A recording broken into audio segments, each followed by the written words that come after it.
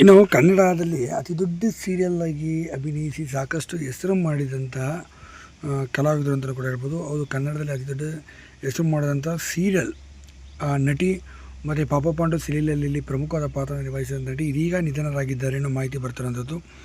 ಹಾಗಾದ್ರೆ ಯಾರು ಈ ನಟಿ ಅಂತ ನೋಡೋಣ ಬನ್ನಿ. ಅದಕ್ಕೂ ನಮ್ಮ ಚಾನಲ್ ಸಬ್ಸ್ಕ್ರೈಬ್ ಮಾಡಿಸಿದರೆ ಪಾಪ ಪಾಂಡು ಸೀರಿಯಲಲ್ಲಿ ಇತ್ತೀಚೆಗೆ ಬಂದಂಥ ಪಾಂಡುರಂಗ ವಿಠಲದಲ್ಲೂ ಕೂಡ ಪ್ರಮುಖವಾದ ಪಾತ್ರವನ್ನೇ ನಿಭಾಯಿಸುತ್ತಿದ್ದಂಥ ನಟಿ ಇದೀಗ ವಿಧಿವಶರಾಗಿದ್ದಾರೆ.